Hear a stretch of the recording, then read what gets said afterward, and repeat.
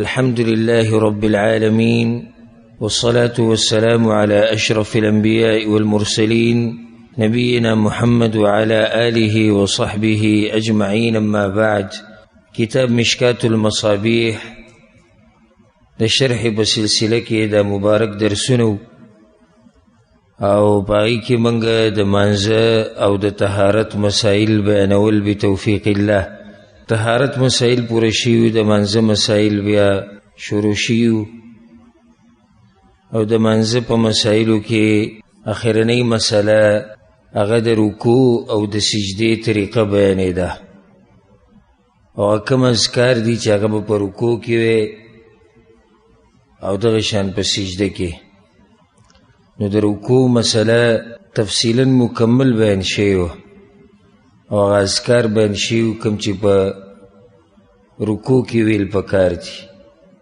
بیا د هغې نه بعد باب السجود شروع شوی، هغه مسلې چې هغه د سجدې سره تعلق ساتي.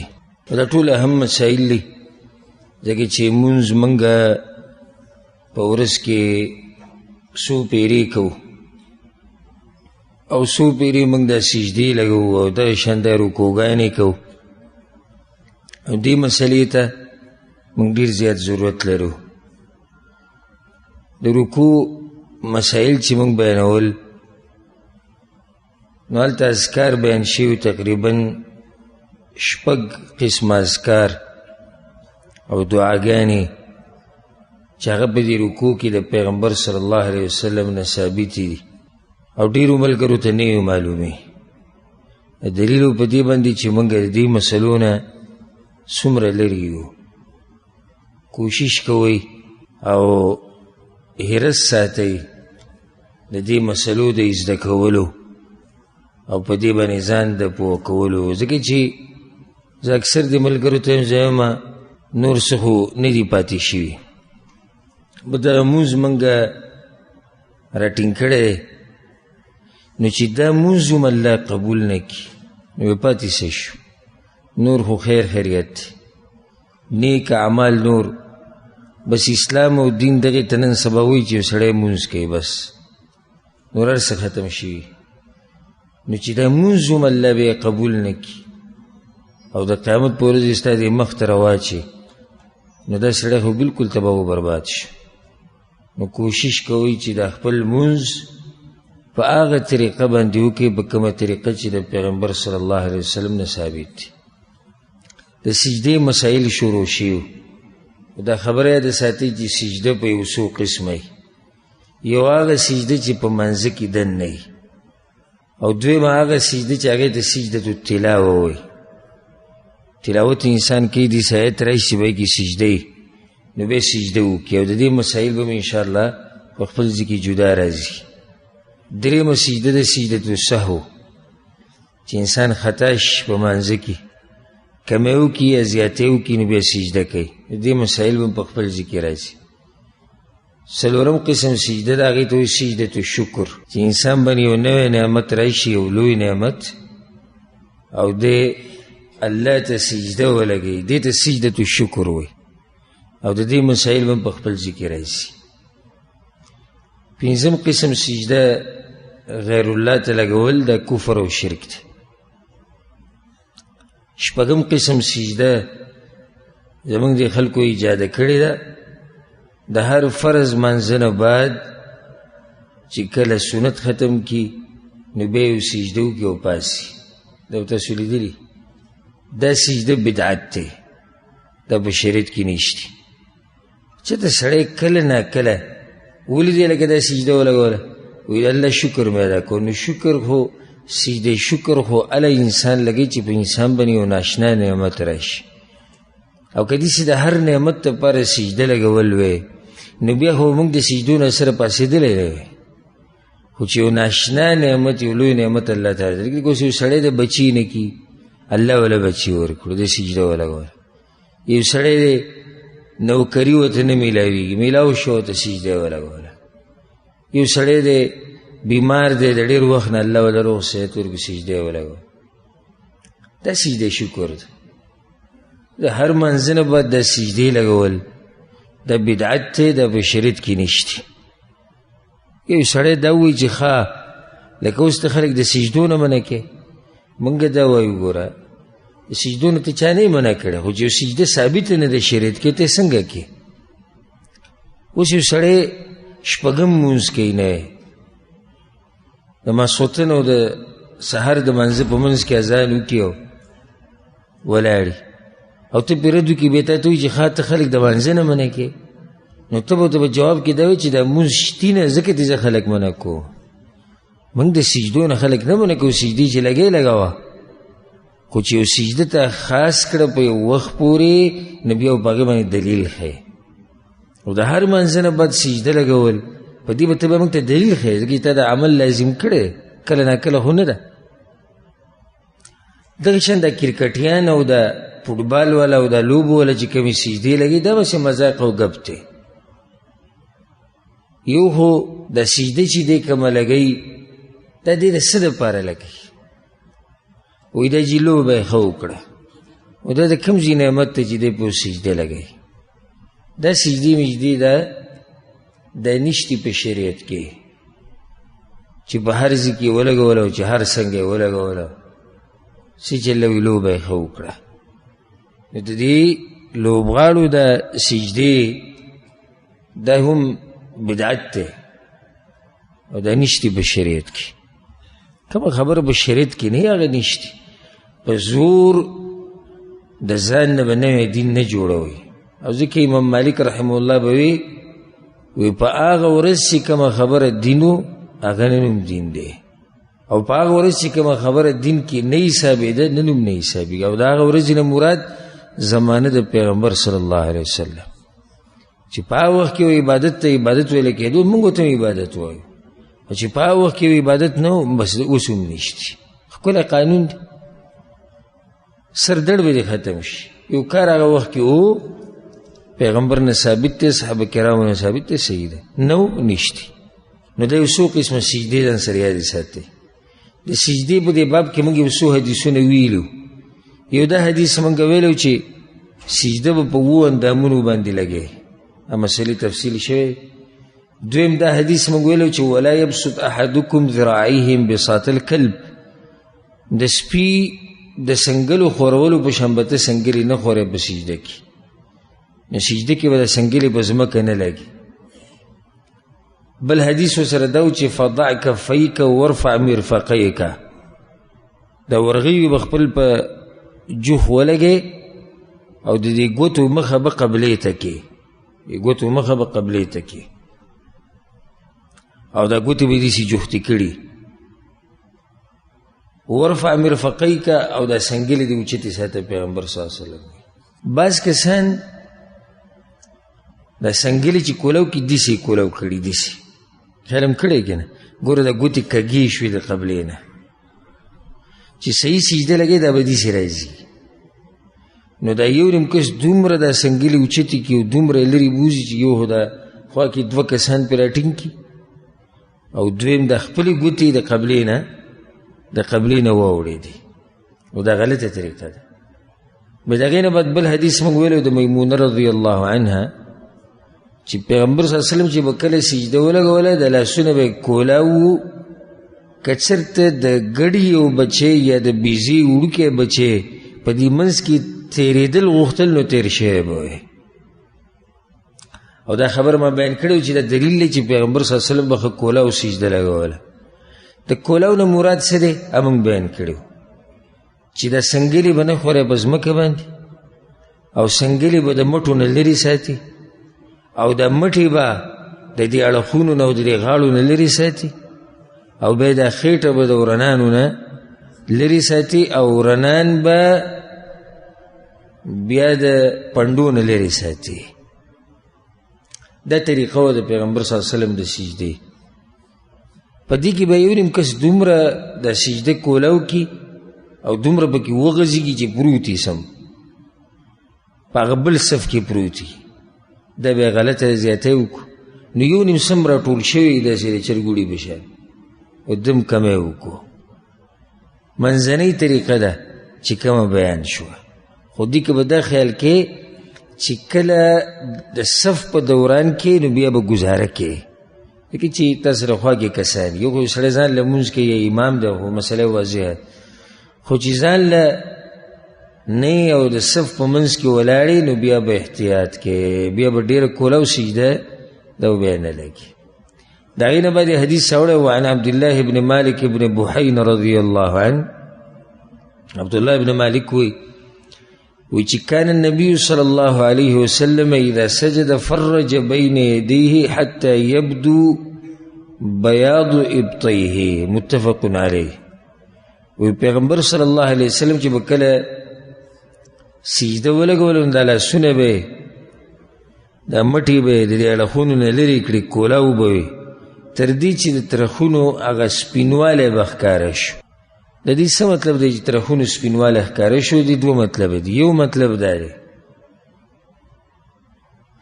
چې کله انسان کپړه چولی جامې اغوستي او د لاسونه بني یعنی د مټې د ترخونو سره لګېدلي نو بیا د ترخونو به دې ځکې تیاری او چې کله دې د لاس کولو کړي نو دا ځای څه شي سپین شي هغه سوری تیاره دې څه شي ختمه شي یا خو دا مطلب دی خو د دې نه واضح مطلب هغه دا دی په هغه وخت کې عام لباس د پیغمبر صلی الله علیه وسلم په زمانه کې هغه لنګ او صادر و نو په دې صادر کې به پیغمبر صلی الله علیه وسلم سجده وکړو د لاسونه به یې دومره کولاو کړي چې د ترخونو حقیقي سپینوالی به ښکاره شو ځکه د ترخونه په دې باندې نور څه نه لګي او په ګوټ کې دي پناه دي نو دا دننه څه د سپینې نو د پیغمبر صلی الله علیه وسلم د ترخونو سپینوالی به ښکاره شو دا سجده وه د پیغمبر صلی الله علیه وسلم داسې ښکلي کولاو سجده به یې لګوله ما ووایي که نه کولاو بین افراط و تفریط نه به پکې زیاتی کې او نه به د هغه حد نه کمی کې وعن ابي هريره رضي الله عنه ابو هريره رضي الله عنه كان النبي صلى الله عليه وسلم يقول في سجوده پیغمبر صلی الله علیه وسلم په سجده کې دا دعا ډیره کوله دا دومره قیمتي دعاګانې دي که یو دعا دې پکې یاده کړه او الله دې قبوله کړه نو دنیا دې مو ګټله او آخرت دې مو ګټو اوس دې دعا ته ګورئ څومره ښایسته دعا ده او بیا د افسوس دې مقام ته ګورئ دا زه شرطیه نویم چې دا په دې جومات کې ناستو ډېرو ته نه ده یاده او یا زما دا بیان چې څوک ګوري او څوک یې اوري دوی ته هم نه ده یاده الا من رحمه ربي هغه به لږ خلک چې هغو ته به دا قیمتي دعا یادوي ځکه چې موږ ته کوم منځونه خوښ شوي دي اوس په هغې کې دغه د سبحان رب العظیم په رکوع کې وایو سبحان رب الاعلی په سجده کې وایو بس که وخت ډېري د دې ګردان کوه په مخه یې وایه خو بله دعا نه ده خوښ شي بس دغه یو دا او د هغې معنی موږ ته نه ده معلومه چې وایي سبحان رب الاعلی څه مطلب دی اوس لږ نو دې مونځ کې به خوند د کوم ځای راشي اوس مخکې به حدیث راشي پیغمبر صلی الله علیه وسلم وایي چې کله انسان سجده ولګي الله ته ډېر نږدې شي نو چې په زړه م څه یې هغه وغواړئ موږ ته څه یاد نه ځي نو څه وغواړو بل دا چې غواړي خو هغه څوک چې چا ته څه مسله یي که نه موږ خو بدماشان یو زموږ خو څه نه دي په کار الله په مخ کې عاجزي کوم ځای کې ده کوم ځای کې موږ الله ته لاس اوچت کړي جړلي دي دا دعا یو عبادت ته ناشنا نن سبا ورک شوی دعاګانې غوښته ختم شوي د اذان او د اقامت په منځ کې به څوک وینه نه چې دعا وغواړي په سجده کې به څوک وینه نه هسې چا لاس نه وي بس هغه کشتي مغه عادتي غوندې کې دعاګانې دي مانځه نه باندې چې 2 سیکنډ لاس اوچت کړي او بیا دې مخ له راواچي نو دعا خو هغه سړی غواړي چې ورته یادوي او دویم چې څه ضرورت یې الله ته ضرورت یې ډېر مسلې دي ډېر کارونه دي نو بس الله ته مخې ته کوي چې سړی الله ته ډېر زیات نږدې دی او څه ورته ونه وایي څومره د خفګان خبره ده ته د یو وزیر اعظم او باچا سره میلاو شي او صدر سره او تا ته دا ووایي هغه سیکرټري صاحب چې دننه کمره کې ګورې ته باچا صاحب سره ډېر نږدې کښېنې نو که څه کار دی به ورته ووایه ستا به څومره کارونه وي نه ختمیدونکي کارونه به تا سره یو نه ختمیدونکي ملف او فایل به تا راغستی چې اوس دا موقع ده ګوره دا موقع په ورځ کې څو پیرې موږ ته میلاویږي چې ته اوس الله ته ډېر زیات نږدې که څه ووایه او هم پکې څه نه وایو. څومره د افسوس خبره ده. دې دعا ته غوږ کښېږدئ او حیران به شي څومره ښایسته دعا ده. پیغمبر صلی الله علیه وسلم به وي اللهم اغفر لي ذنبي كله، یا الله زما ټول ګناهونه وبخ، دقه وجله، یا الله که وړه ګناه ده او که غټه ده ویې بخه، و اوله و آخره، یا الله اولنی او آخرنی ګناه راته وبخه، وعلانیته و سره، یا الله که پټه مې کړې ده ویې بخه او که مې ښکاره کړې ده یا الله ویې بخه. رواه مسلم، د حدیث امام مسلم رحمه الله راوړی. چې دا دعا الله ستا قبوله کړه کومه ګناه ستا پاتې شو، کومه به پاتې شو. اللهم اغفر لي ذنبي كله، یا الله ټول ګناهونه وبخه، دقه وجله، لویه ګناه وړه ګناه، اوله واخره، اولنی و آخرنی، علانیته وسره، یا الله که پټه ده او که ښکاره ده ویې بخه. او الله ستا دا دعا قبوله کړه ته نور د الله نه څه غواړې ویې. ټول هر څه پکې راګیر شو که راګیر نه شو. د دنیا او د آخرت فلاح او کامیابي هغه په دې دعا کې راګیره شوې ده. ښایسته دعا ده، یادوئ به که نه؟ یاد یې کوئ. دا بیان بیا به یې واورئ، بیا به یې راواړوئ. په هر ځای کې دا بیانونه بیا الحمدلله میلاویږي. دا دعاګانې چې ولیکئ، نوټ کړئ. نن سبا ما تېر شوي درس کې د ملګرو ته ویلو چې نن سبا خو اسانه مسله ده، په دې نېټ کې چې کومه دعا وراچې ټوله ده راوباسي، سره د زیر زبر، د زیر زبر به یې راوباسي. ځان سره نوټ که، په کاغذ ولیکه، په مخه یې وایه چې تا ته یاده شي. وعن عائشة رضي الله عنها، وعائشة رضي الله عنها وی فقدت رسول الله صلى الله عليه وسلم ليلة من الفراش. وی پیغمبر صلی الله علیه وسلم یو پیر وی د شپې را پاڅېدم نو هغه را سره په طلایي کېنه، فالتمسته، نو بیا مې پسې ګرځېدم. نو زنانه چې خاوند ونه مومي په طلایي کې، بیا د هغې زړه ته قسمه قسم خبرې هم راځي. هغه خاوند زه هغه یادوم چې د کومو ښځې ډېري. نو یو پیر پیغمبر صلی الله علیه وسلم د ژوند په دې اخرنۍ حصه کې الله ورته وویل لاړ شه د بقي والا دپاره بخانه وغواړه. د شپې جبریل راغی پیغمبر صلی الله علیه وسلم ته ویل، اوس هغه د شپې ووتو داسې چې څوک رپای نه شي. نو بس د عایشه رضی الله عنها پسې چې دا راپاسېده وی که د کټ کې نه وي پسې لاړه، چې وی که د پیغمبر صلی الله علیه وسلم د بقي نه را روان دی. بس دی بیا په تادی کې چې دی واپس کور ته راغله. د هغې مطلب دا چې بهر یې ګورم چې د بلې ښځې کوټې ته بتلی. وی یا رسول الله دا ټیم وی الله راته وایي چې بقي والا دپاره بهانه وغواړه. هغې له تلی ووه. نو بیا عایشه رضی الله عنها وی زما په سر باندې دړله. پیغمبر صلی الله علیه وسلم ورته وی وا رأسا، په سر خو زما دړلی سم مات شو. او دا د هغه بیمارۍ ابتدا و چې رسول صلی پکې وفات شو. او بیا ورته رسول صلی وایي ستا څه که ته مړه شوې نو زه به دله کفن درکړم، زه به دې ولامبم، زه به دې ښخه کړم، زه به د باندې جنازه وکړم، نور ته څه غواړې؟ پیغمبر به دله هر څه وکړي. هغه ورته بیا ووایي ته خو بلې ښځې خواله ځې. نو د زنانه دغه یره یې چې پیغمبر صلی الله علیه وسلم ونه مومو فلتمسته، ومې لټو. و د الله سې داسې و چې کوم ځای کې دی ګورې.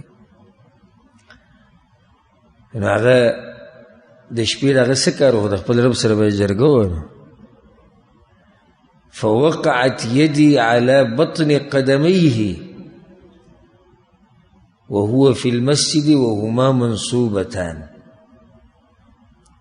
نو زما د لاس د پیغمبر صلی الله علیه وسلم په دې دواړو خپو په دې خېټه باندې ولګېدو او دواړه خپې ولاړې وې. یعنې پیغمبر صلی الله علیه وسلم سجده لګولې وه، په منځه کې تهجد یې کول. چې لاس یې داسې وو، بس دواړه لاسونه یو لاس د رسول صلی الله علیه وسلم دواړو په خپو باندې د رسول صلی الله علیه وسلم په دواړو خپو باندې ولګېد. بطن د خپې دا خېټه لاندینۍ حصه په دې ولګېد او دواړه ولاړې وې. دې ځینې دا مسله راوځي ګوره چې په سجده کې به دواړه خپې یو ځای کې. دا مسله تېروځي. کله دې سجده ولګوله که نه نو خپو سره به څه کې یو ځای کې به دواړه. یو خو دا د پیغمبر صلی الله علیه وسلم نه ثابت دي. بله فایده پکې دا هم ده چې دې سره عورت هم پټي. یو حدیث امام حاکم رحمه الله راوړی دی، پای کې عایشه رضی الله عنها ښه واضح وي راسا عقبیه، پیغمبر صلی الله علیه وسلم د دواړه پوندې د یو بل سره لګولې دي. بعض علما دا حدیث ضعیف کوي، خو دا وایي خبره کمزورې ده، او صحیح خبره ده چې دا حدیث سندن صحیح دی. نو کله چې د سجده ولګولو نو د خپو سره به څه کې دواړه به یو ځای کې، او د ګوتې به راماتې کې چې مخه یې کم طرف ته شي قبلې ته شي. وهو یقول، او پیغمبر صلی الله علیه وسلم وایي دا دعا غوښته به سجده کې لګیا اللهم انی اعوذ برضاک من سخطک، یا الله زه ستا په رضا سره پناه نیسم ستا د غصې نه، وبمعافاتک من عقوبتک، او یا الله ستا د معافۍ په وسیله باندې زه پناه غواړم ستا د سزا ورکولو نه. ته چې کومې سزاګانې ورکوي الله د هغې نه پناه غواړم. واعوذ بک منک، او یا الله په تا پورې پناه نیسمه د هغه عذابونو نه چې ته یې ورکوې. لا احصي ثناء عليك انت كما اثنيت على نفسك، یا الله زه داسې ثنا او صفت ستا نشم راګیرولی لکه څنګه صفت او ثنا چې یا الله تا د خپل ځان ویلې ده. او الله خپل ځان ښه پېژني، موږ به د الله څه صفت وکړو. رواه مسلم، د حدیث امام مسلم راوړی. دا بله دعا شو، اللهم انی اعوذ برضاک من سخطک وبمعافاتک من عقوبتك وأعوذ بك منك لا أحصي ثناء عليك أنت كما أثنيت على نفسك. ده چاته یاد ده؟ اللهم إني أعوذ برضاك من سخطك.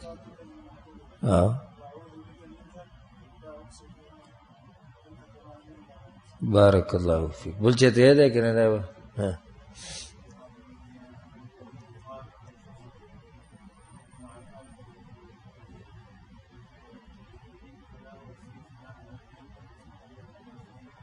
بارک الله فیک. یو دا دعا وسره شو. دی حدیث کې یو بله مسله ثابته شو چې د زنانه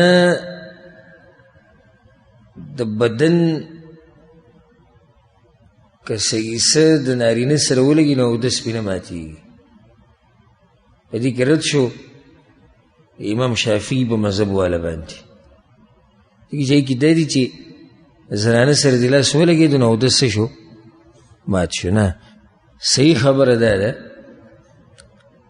د امام ابو حنیفه رحمه الله مذهب دی چې څو پورې تا نه ستري نه اودس نه ماتېږي. او دا بس خلک موږ ته وایي دا د امام شافعي مقلدین دی. وایي که موږ د امام شافعي مقلدین وایو موږ هم دا مسله داسې بیانولی، خو دا خبره کمزورې ده. بعض وایي د دوی وایي زموږ د دې امام سره یې سینه لګي، بس د هغه مسله کمزورې کوي. نو موږ خو دې ځکه وایو چې د هغه دا مسله څه ده، دا مضبوطه ده. خو وجه څه ده؟ وجه دا ده چې موږ د دلیل سره تاویږو را تاویږو. بس دلیل که د امام شافعي سره مضبوطي وي دا خبره مضبوطه ده، دلیل که د امام ابو حنیفه سره مضبوطي وي دا هغه مضبوطه ده. خو دا ټوغې نشو کولی د دې بعضو. لکه یو کتاب ما تاسو ته ویلي حج کې یو کیرلا والا سره میلاو شو انډیانو، نو په انډیا کې دا کیرلا علاقه چې ده د امام شافعي په مذهب دي. باقي چې کوم مسلمانان دي په انډیا کې د امام ابو حنیفه په مذهب دي، لکه زموږ د خلکو په شان دي. خو دا کیرلا علاقې والا چې دي دا د امام شافعي په مذهب باندې دي. نو د هغه سره یو کتاب په اردو کې به یې کې لیکلي و چې کله ته لاړ شي حج طریقه پکې وه او اودس کې د طواف دپاره، نو دا به په دې نیت وکړي چې د امام ابو حنیفه په مذهب یې کوو. ولې ځکه چې ته به په طواف کې د ښځو سره لږې رالږې، نو زموږ په مذهب کې خو اودس ماتي، او د امام صاحب په مذهب کې اودس نه ماتېږي. نو ته به اودس وکړې چې دا د امام ابو حنیفه په مذهب شو، او چې کله یې طواف ختم کړو نو بیا به واپس د امام شافعي مذهب ته بیا به راواوړې. صرف لږ ټیم له به ور واوړې چا ته؟ د امام ابو حنیفه مذهب ته، بیا به تې واپس راواوړې، پاتې کېږي او پکې نه. نو پسې دا ټوغې شو. الله دې دې حالاتو نه موږ ساتي. د هغې نه بعد حدیث دی وعن ابي هريره رضي الله عنه، ابو هريره رضي الله عنه وی قال رسول الله صلی الله علیه وسلم، پیغمبر صلی الله علیه وسلم دا خبره کړې ده اقرب ما يكون العبد من ربه وهو ساجد فاكثروا الدعاء، رواه مسلم. په دې حدیث کې دا دی پیغمبر صلی الله علیه وسلم وی چې بنده چې کوم ټیم کې الله ته ډیر نږدې کنه هغه د سجدې د وخت فاکثروا الدعاء، نو دعاګانې ډېرې غواړي. دا مسله مخکې تېره شو، دعاګانې ډېرې زیاتې غواړي، او لازم نه ده چې دې ټیم کې به ته هغه دعا وایې کومه دعا چې ثابته ده. ثابتې دعاګانې هم ویلی شي او غیر ثابتې دعاګانې هم ویلی شي. دلیل پې څه دی چې غیر ثابتې دعاګانې هم ویلی شي؟ دا پې دلیل دی چې پیغمبر صلی الله علیه وسلم عام امر وکړو وی فاکثروا الدعاء، نو دعا ډېره زیاته غواړي. عام اجازت یې ورکو. دا نه دي ویلي چې صرف هغه دعاګانې غواړي کومې چې زمانه ثابتې دي، کومې چې د پیغمبر صلی الله علیه وسلم نه ثابتې دي او ته یې غواړې، خو ډېرې زبردستې دعاګانې، ځکه چې د پیغمبر صلی الله علیه وسلم دعاګانې جامع دعاګانې دي، یعنې هره مسله پکې راګیره. خو که دین علاوه هم یو سړی ځان له دعاګانې غواړي نو په دې کې څه حرج نشته، که هغه دنیا سره تعلق ساتي او که هغه د آخرت سره تعلق ساتي. وعنه رضی الله عنه، دا هم د ابو هريره رضی الله عنه روایت دی قال رسول الله صلی الله علیه وسلم، پیغمبر صلی الله علیه وسلم دا خبره کړي اذا قرأ ابن آدم السجده، کله چې د آدم بچی دیسی آیت وي چې پای کې سجده فسجد، بیا سجده ولګوي اعتزل الشیطان یبکی، نو شیطان په ژړا شي، غاړې ته شي او په ژړا شي. شیطان نه مراد دلته ابلیس دی، مشر ابلیس، غاړې ته شي په ژړا شي. سوی یا ویلتی، هی زما دپاره تباهي ده. وی ولی وی امر ابن آدم بالسجود فسجد، وی د آدم بچی ته د سجدې امر وشو نو سجدې ولګوله. فله الجنه، یو بس د هغه دپاره جنت دی. و امرت بالسجود فابیت، او ما ته چې کله د سجدې وویلی شو ما انکار کړی، فلی النار، بس زما دپاره جهنم دی.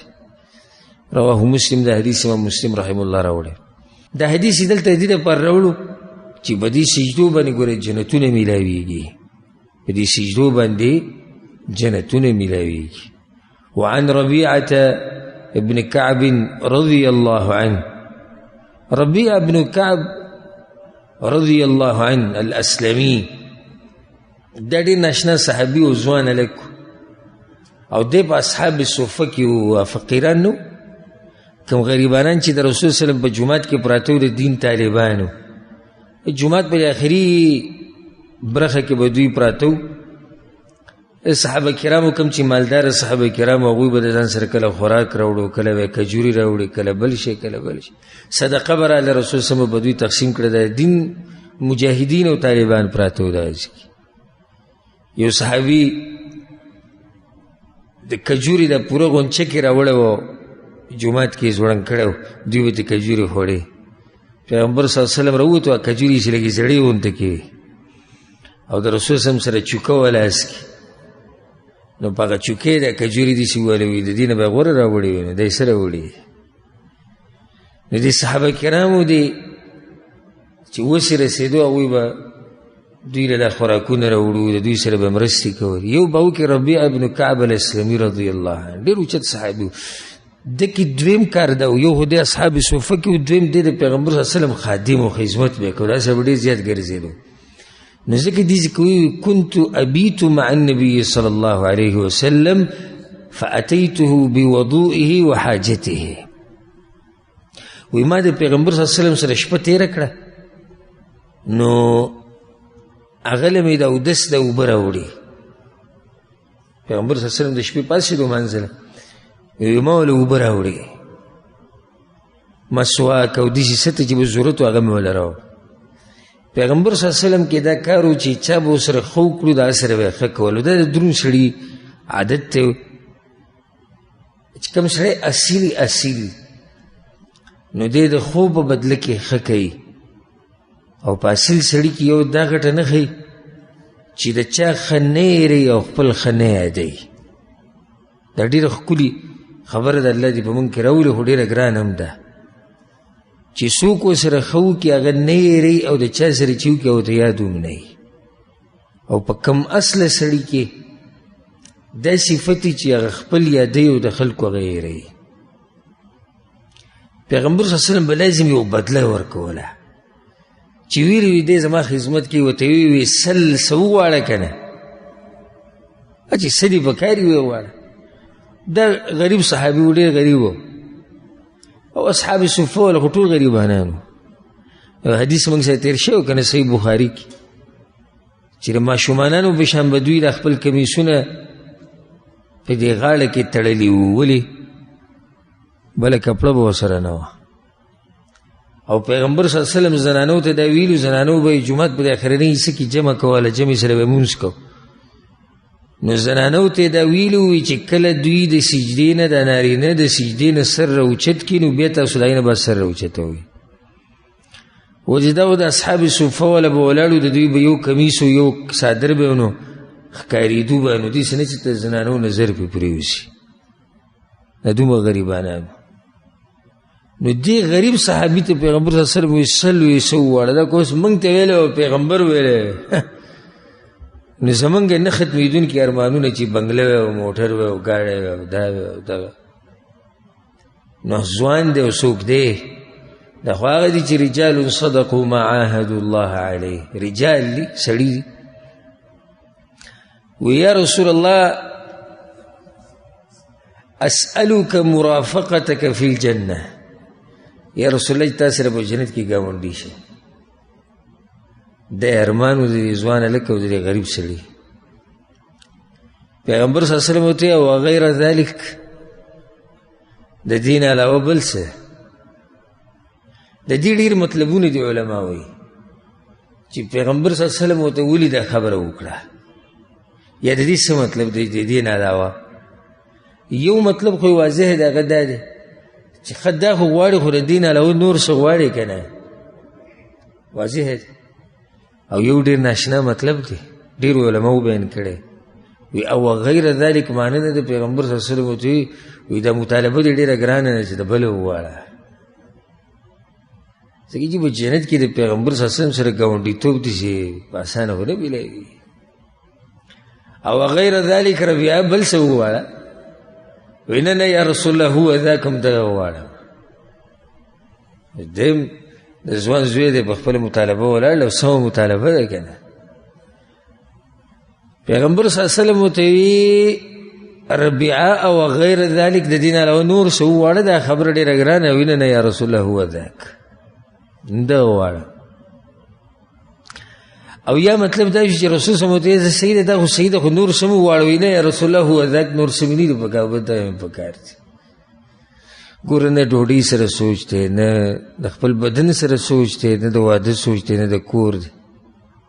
اسألک مرافقتک فی الجنه، یا رسول الله وی په جنت کې تا سره ملګرتیا غواړم. هو ذاک، بس دا پیغمبر صلی الله علیه وسلم ورته وایي چې ډېر ګران کار دی. نو بیا زه طریقه ښیم که ته دا وې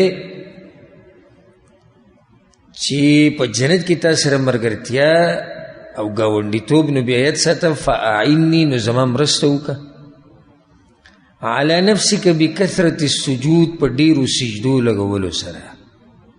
رواه مسلم، د حدیث امام مسلم رحمه الله راوړی. دې کې سجدې نه مراد صرف سجده نه ده، یعنې ډېر منځونه کوه، ځکه د سجده خو په منځونو کې راځي که نه.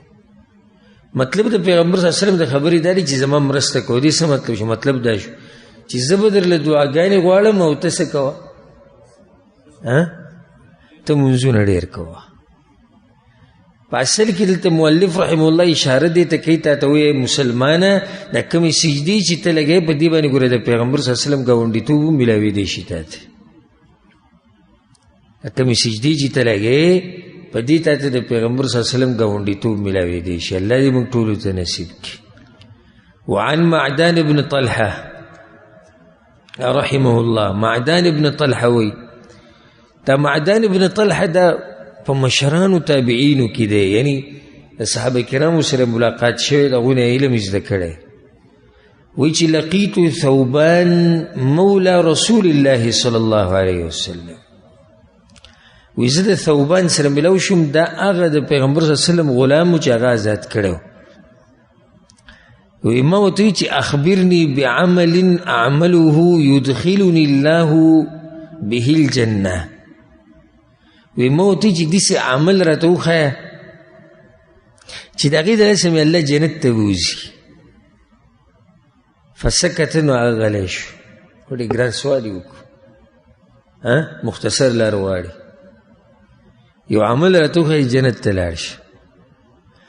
ښه د هغوی له تپوسونو او زموږ د فشانلو زموږ خو به تپوسونو ټاکوي او عمل به پکې هېڅ نه وي.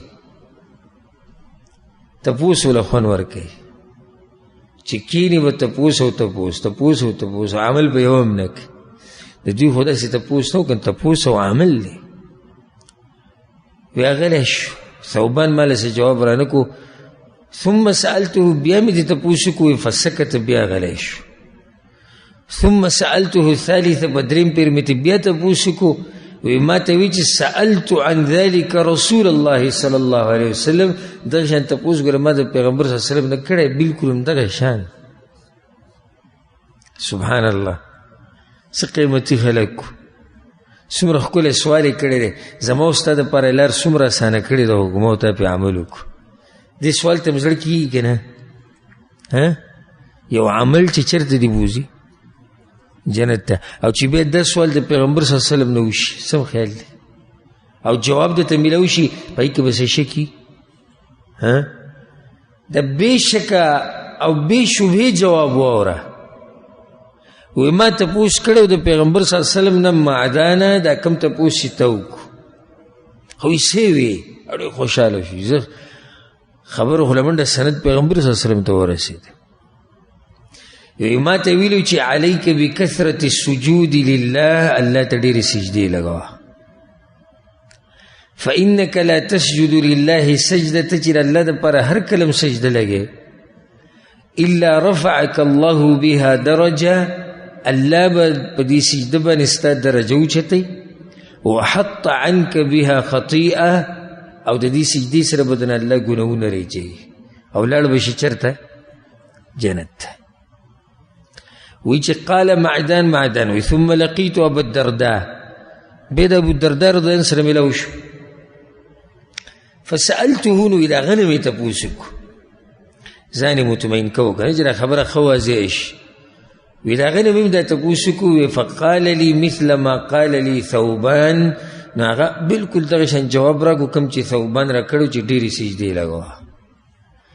ډېرې سجدې لګوه، دا به تا چېرته ورسوي؟ جنت ته به دې ورسوي. رواه مسلم، د حدیث امام مسلم رحمه الله راوړی. الفصل الثاني کې اولنی حدیث عن وائل بن حجر رضی الله عنه. وائل بن حجر وی چې رأیت النبي صلی الله علیه وسلم اذا سجد، کله چې پیغمبر صلی الله علیه وسلم سجده لګوله، وضع رکبتیه قبل یدیه، نو سجدې له چې بتونه اول به د زنګنان ولګول، بیا به یې لاسونه ولګول.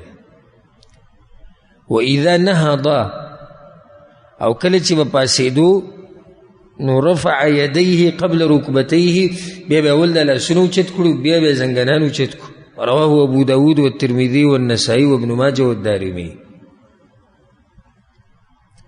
د اختلافي مسله د علماو په منځ کې چې سجدې له ځي، نو اول به زنګنان لګي که اول به لاسونه لګي.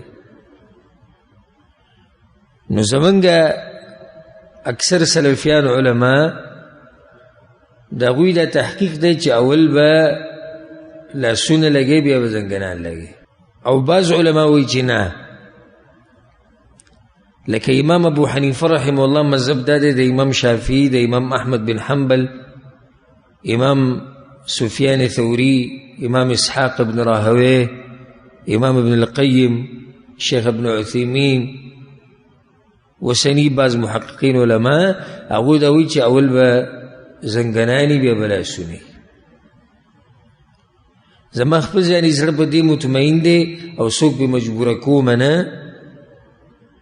که څوک دغه نورو علماو په تحقیق باندې مطمئني نو په هغې دې عمل کوي زما خپل ځاني زړه په دې مطمئن دی چې اول به زنګنان لګي بیا به لاسونه لګي او دا یو روایت انس بن مالک رضی الله عنه هم دی امام حاکم امام بیهقي راوړی هغوی ما پیغمبر صلی الله علیه وسلم ولیدو داسې کړي او د عمر بن خطاب رضی الله عنه ثابت دي امام عبدالرزاق رحمه الله روایت راوړی صحیح سندن چې هغه چې به کله سجدې له تلو مخکې به زنګنان لګول خو اشکال الی پیدا کېږي چې دې نه بعد دا حدیث سړی ووایي دا راته وایم وعن ابي هريره رضي الله عنه ابو هريره رضي الله عنه قال رسول الله صلى الله عليه وسلم پیغمبر صلی الله علیه وسلم دا خبره کړې ده اذا سجد احدكم فلا يبرك كما يبرك البعير پتا شو کې چې کله یو سړی سجده لګي نو داسې دې نه کیني لکه څنګه چې اوښ کیني وليضع يديه قبل ركبتيه او لاسونه دې د زنګنانو نه مخکې ولګوي رواه ابو داود والنسائي والدارمي امام ابو داود امام نسائي امام دارمي دا راوړی ګوره د امام سليمان الخطابي قول راوړی دی حديث وائل بن حجر اثبت من هذا ویل وائل بن حجر دا حدیث کوم تیر شوی دا دینه مضبوط دی وقيل هذا منسوخ او بعضو علماء دا ویلي دي دا خبر منسوخ شوی ده یعنی په اوله کې داسې وه چې لاسونه به مخکې لګي بیا زنګنان بیا دا منسوخ شو نو پاتې مسله کمه شوه اول زنګنان بیا لاسونه خو امام ابن القیم رحمه الله وی په دې حدیث کې قلب راغلی قلب اوړېدو ته وی راوي باندې دا خبره ګډه وډه شوې ده په اصل کې هغه دا ویل غوښتو چې تاسو د اوښ په شان مه کښېنئ او زنګنان مخکې لګوئ د لاسونو نه خو راوي خطا شو څه ووی وی لاسونه مخکې ولګوئ د زنګنانو نه قلب ترې راغی دې ته قلب وایي په روایت کې کله نه کله راوي خبره الټه شي هغه علما دا وایي کوم چې وایي نه لاسونه به مخکې لګي وایي زنګنان په دې منه دي ځکه چې د اوښ زنګنان مخکې دي د اوښ زنګنان په دې مخکیني لاسونو کې دي بره او اوښ چې کله کیني نو کمې خپې مخکې ماتوي دا اولنی نو زنګنان یې ولګول ته چې زنګنان لګی نو وایي تم د اوښ په شان کېناستي خو د دې شیخ ابن عثیمین رحمه الله ډېر ښکلی جواب کړی وایي دې کې د زنګنانو او د لاسونو مسله نشتي پیغمبر صلی الله علیه وسلم دا نه دی ویلي چې لا تبرکو علی ما یبرک البعیر په هغه شي مه کښېنئ په هغه اندام چې اوښ یې لګوي مخکې دی نه دی ویلي پیغمبر صلی الله علیه وسلم وایي داسې مه کښېنئ لکه څنګه چې اوښ کښېني یعنې شکل داسې مه جوړوئ که د زنګنانو مخکې وړو سره جوړېږي او که د لاسونو سره نو چې کله به کې سوچ وکړي نو هغه د لاسونو مخکې وړو سره جوړېږي ته کولی شي زما طرف ته مخ که د ملګرو ته به ښکاري لاسونه مخکې ویسه اوښ چې کیني داسې نه کیني مخې ته لاسونه چې کله ولګې نو اوښ داسې کیني خاص زنګنان مخکې ولګو په دې کې مشابهت نه راځي والله اعلم خو بیا راته هم زه دا وایم چې کوم ملګری د دغه علماو په تحقیق باندې مطمئني او زمونږ اکثر سلفیان محققین علما زمونږ په ملکونو کې هغوی دا وایي مخکې به لاسونې بیا به زنګنان نو که څوک د هغوی په قول مطمئني نو موږ څوک مجبوره کوو نه خو زما خپل ځای نه چې کوم زړه مطمئن دی نه هغه په دې باندې دی چې مخکې به زنګنان او بیا به لاسونې ښه د راپاسېدو دوه طریقې دي بیا چې راپاسې نو داسې هم راپاسېدی شي چې لاسونه راوچت کړي بیا به زنګنان راوچت کړي اول به تندې راوچت کړي بیا لاسونه او بیا زنګنان ودرېږي به خو په سنت کې په حدیثونو کې یو بل عمل راغلی چې نه ډېر خلک نه دي خبر او هغه ده چې پیغمبر صلی الله علیه وسلم به کله هم پاسېدو نو لاسونه به په ځمکه لګول دې کې ډېر حدیثونه دي امام بیهقي امام طبراني امام بخاري ټول راوړي دې سره راځي پیغمبر صلی الله علیه وسلم به داسې لاسونه ولګول لکه سړی چې وړاږي دا به ولګول بیا به پاسې. په دې لاسونو باندې اعتماد کول د سنت طریقه ده. دا لاسونه په دې ځمکه ولګې لکه سړی چې وړاغېږي او بیا به پاسې. ورسېدې په دې مسله وکړه نه. د هغې نه بعد حدیث دی وعن ابن عباس رضی الله عنهما عبدالله ابن عباس وایي كان النبي صلى الله عليه وسلم يقول بين السجدتين پیغمبر صلی الله علیه وسلم په دوه سجدو په منځ کې دا دعا وي اللهم اغفر لي یا الله ما وبخه وارحمني او بما رحمك واهدني او ما ته هدایت راکه وعافني او ما د مصیبتونو او بیماریانو نه لرې ساته ورزقني او ما له پراخه رزق راکه. رواه ابو داود والترمذي. دا حدیث ابو داود او ترمذي راوړی. دا دعا په کوم ځای کې وي؟ دوه سجدو په منځ کې اللهم اغفر لي وارحمني واهدني وعافني ورزقني. دا واجب دی. ګوره واجب اکتفا په اللهم اغفر لي باندې کی. اللهم اغفر لي ویل دا واجب دی. وعن حذيفة رضي الله عنه حذيفة رضي الله عنه أن النبي صلى الله عليه وسلم كان يقول بين السجدتين پیغمبر صلی الله علیه وسلم بدو سجدو په منځ کې وی رب اغفر لي یا الله ما وبخي. رواه النسائي والدارمي. دا حدیث امام نسائی امام دارمی رحم الله راوړی. ادینه زموږ خلک چا خبر کړي نه دي او چې کینی نه په منځ کې نو سبب وایي او خو د سجدې نه سر اوچت کړی نه بلې سجدې نو دوه سجدو په منځ کې کومه دعا ده؟ رب اغفر لي. بس په دې اکتفا کولی شي. او یا رب اغفر لي یا اللهم اغفر لي وارحمني واهدني وعافني وارزقني واجبرني ودیسي. الفصل الثالث کې یو څو حدیثونه پاتې دا به ووایو آسان دي. عن عبد الرحمن بن شبل رضي الله عنه عبد الرحمن بن شبل وإنها النبي صلى الله عليه وسلم عن نقرة الغراب. پیغمبر صلی الله علیه وسلم د دینه منع کړی دی چې د قارغه په شان ټونګې به نه وایي. څنګه زر زر به سجده نه لګوي. د قارغه ټونګې دي. د قارغه ټونګه به نه لګوي چې لا پوزې د ځمکې ته رسولې نه وي بیا راپاڅېدلی. وافتراش السبع او د درندګانو په شان به د سنګلي نه خوري لکه مخکې مسله تېره شو د سپي په شان. وأن يوطن الرجل المكان في المسجد كما يوطن البعير. او په جومات کې به ځان له دې ځای نه نیسي لکه اوښ چې ځان له بغوجله کې ځای نیولی. د اوښ دا عادت دی د دې یو ځای که ته ډېر وچورلی را وچورلی خو دی واپس هغه ځای له راځي. د بعضو ځان له جومات کې قایلګرونه اچولي او جنمازونه یې اچولي که نه. پیغمبر صلی الله علیه وسلم وایي داسې به نه کوئ. دا مسله موږ سره تېر شوي درس کې تېره شوې وه ما بې ښه تفصیل کړه. رواه ابو داود والنسائي والدارمي. دا حدیث امام ابو داود امام نسائی امام دارمي راوړی. وعن علي رضي الله عنه علي رضي الله عنه وایي قال رسول الله صلى الله عليه وسلم پیغمبر صلی الله علیه وسلم دا خبره کړې ده یا علي اے علي اني احب لك ما احب لنفسي. اے علي زستا د پاره هغه څه خوښوم کوم چې د خپل ځان دپاره خوښوم واکره لك ما اکره لنفسي او ستا دپاره هغه څه نه خوښوم کوم چې د ځان دپاره نه خوښوم. لا تقع بين السجدتين. دوه سجدو په منځ کې اقعا مه کوه. د دې نه منع کړو. رواه الترمذي. دا حدیث هم ترمذي رحمه الله راوړی. اگر که د حدیث سندن کمزور خو د اقعا نه منع راغلی ده د دوه سجدو په منځ کې. هغه منع اقعا یو منع ده یو جایز ده او زه به د تفصیل د دواړو وکړم او دا به تاسو نوي مسله واورئ. د کومې نه چې منع راغلی د هغه دا ده چې یو سړی کوناټي په ځمکه ولګوي او خپې ودروي او لاسونه شاته کېږي. په دې ورسېدي د دې نه منع راغلی ده. لکه اوس یو سړی پاسي د سجدې نه او دا خپې ودروي او شاته لاسونه داسې کېږي نه د دې نه منع راغلی.